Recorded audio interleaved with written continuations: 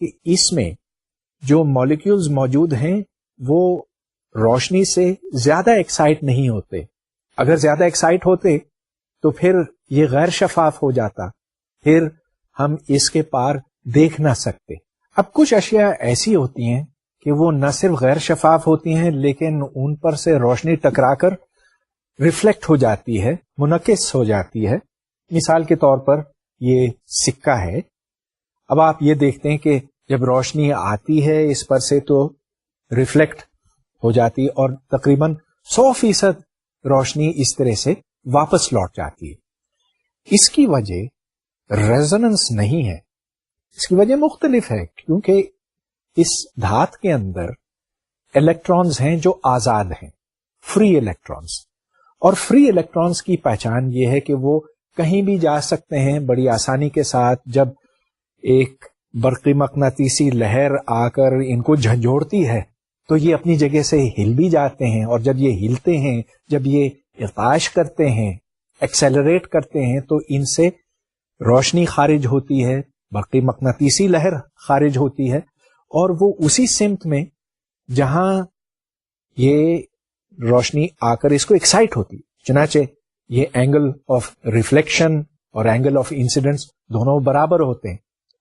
اب اس پہ ذرا غور کریں کہ جو الیکٹرانز ہیں وہ بڑی آسانی کے ساتھ تو یوں آگے پیچھے ہو سکتے ہیں, لیکن یہ صرف ایک حد تک. اگر آپ فریکوینسی کو بڑھاتے چلے جائیں تو پھر آخر ایک حد آئے گی جس کے بعد یہ اتنی تیزی سے رسپونڈ نہیں کر سکیں گے, اور جو روشنی اس کے اوپر پڑتی ہے وہ گزر بھی سکتی ہے اس میں سے, گویا کہ یہ بھی شفاف ہو جائے گا, مگر اس کے لیے آپ کو ایکس ریز یا گاما ریز کی ضرورت پڑے گی. گاما ریز وہ برقی مقناطیسی لہریں ہیں جن کی فریکوینسی ویزیبل ریڈیشن سے بہت زیادہ ہے. اس سکے پر جب روشنی پڑتی ہے تو اس سمت سے, تو اس میں جو الیکٹرک فیلڈ ہے وہ اس ڈائریکشن کے پرپینڈیکولر ہے, گویا کہ اس طرف ہے. اب اس کے اندر جو الیکٹرانز ہیں وہ صرف اس سطح پر یوں ارتعاش کر سکتے ہیں. اب چونکہ یہ بہت اچھا کنڈکٹر ہے اس واسطے الیکٹرک فیلڈ کو اس سمت میں 0 ہونا چاہیے. لہذا جو روشنی یہاں آتی ہے اور ٹکرا کر آگے نکل جاتی ہے وہ پولرائزڈ ہوتی ہے. اب آپ کو یاد ہوگا کہ پولرائزیشن کا مطلب کیا ہے. جب ایک برقی مقناطیسی لہر یوں گزرتی ہے تو اس کا الیکٹرک فیلڈ ویکٹر یوں ہو سکتا ہے یا یوں ہو سکتا ہے. اگر یوں ہو تو ہم اس کو ایکس پولرائز کہتے ہیں, اگر یوں ہو تو اس کو ہم وائی پولرائز کہتے ہیں. کبھی الیکٹرک فیلڈ اسی سمت میں نہیں ہو سکتی, تو ہمیشہ پولرائزیشن پرپینڈیکولر ہوتا ہے to the direction of motion.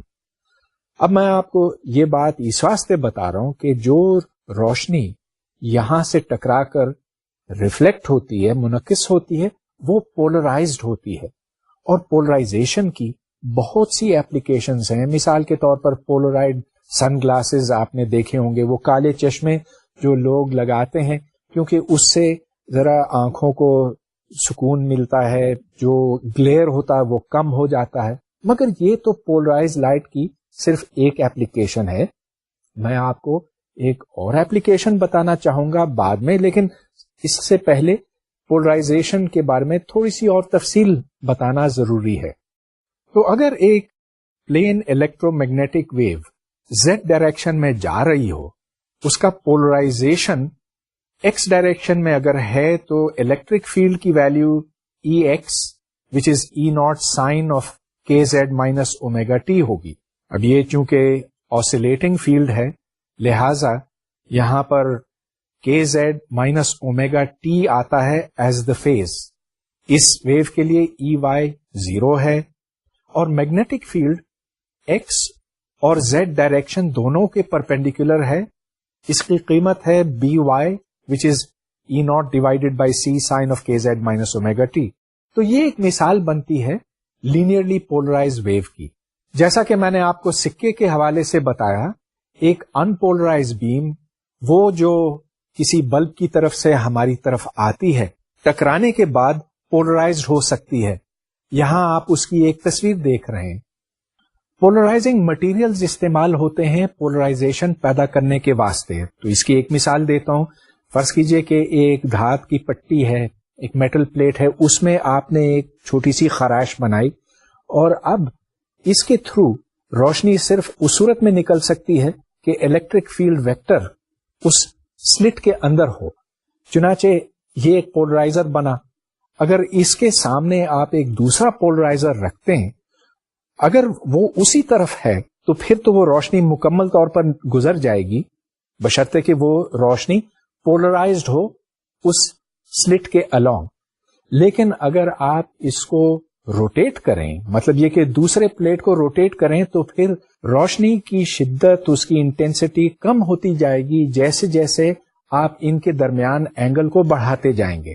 اس طرح سے ہم پولرائزیشن پیدا کرتے ہیں اور پھر روشنی کی انٹینسٹی کو کم یا زیادہ کر سکتے ہیں. تو دو پولرائزرز اگر یوں الائنڈ ہوں تب تو میکسیمم انٹینسٹی ہوگی, اور اگر ایک یوں ہو دوسرا یوں ہو تو پھر انٹینسٹی سب سے کم ہوگی. اس فیکٹ کو ہم استعمال کر سکتے ہیں مختلف قسم کے ڈسپلیز بنانے کے لیے. اس طرح ہم مختلف قسم کے ڈسپلیز بنا سکتے ہیں. مثال کے طور پہ اس گھڑی میں لکوڈ کرسٹل ڈسپلے موجود ہے, اور اس طرح سے ہم اس کا ٹائم پڑھ سکتے ہیں. اب لکوڈ کرسٹلز سے مطلب یہ کہ اس میں لمبے لمبے مالیکیولز موجود ہیں جن کی سمت ہم طے کر سکتے ہیں ایک الیکٹرک فیلڈ لگا کر. چنانچہ ان سے جو روشنی نکلتی ہے وہ پولرائزڈ ہے, اور polarised along the direction of the molecules. اب لکوڈ کرسٹل ڈسپلے میں جو لکوڈ ہے اس میں لمبے لمبے مالیکیولز ہیں, اور ان کی سمت ہم طے کر سکتے ہیں ایک ایکسٹرنل الیکٹرک فیلڈ لگا کر. اس کا ڈائریکشن بدل کر لکوڈ کرسٹل اس طرف ہوگا یا اس طرف ہوگا, اور اس سے جو روشنی نکلے گی وہ پولرائزڈ ہوگی. اب میں مزید ایک بات کرنا چاہتا ہوں, وہ یہ کہ کسی بھی مٹیریل میں دو مختلف ریفریکٹیو انڈیکسز ہو سکتے ہیں. ایک اگر روشنی اس طرف پولرائزڈ ہو, اور ایک اگر وہ اس کے پرپینڈیکولر ہو. گویا کہ ایکس پولرائزیشن کے لیے ریفریکٹیو انڈیکس اور ہو سکتا ہے, اور وائی پولرائزیشن کے لیے اور ہو سکتا ہے. اس کو بائرفرنجنس کہتے ہیں. اب یہ کیسے پیدا ہوتا ہے؟ مثلا اگر آپ کسی مٹیریل کو کھینچیں تو کھینچنے سے اس طرف جو مالیکیولز ہیں وہ کھنچ جائیں گے, لیکن اس طرف نہیں کھینچیں گے. چنانچہ ایک فرق آ جائے گا ایکس اور وائی ڈائریکشن میں, اور اس طرح سے ریفریکٹیو انڈیکس دونوں سمتوں میں مختلف ہوگا.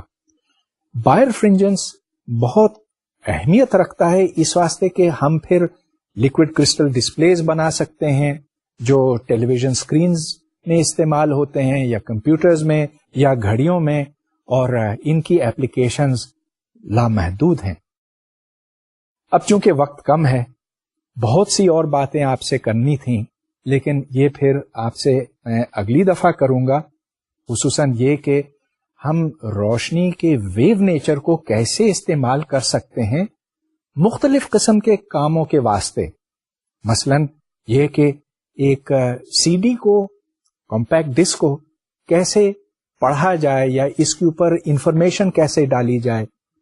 پھر سیٹلائٹ سے ہم جب زمین کی طرف دیکھتے ہیں تو اس پر سے انفارمیشن ہم کیسے حاصل کرتے ہیں.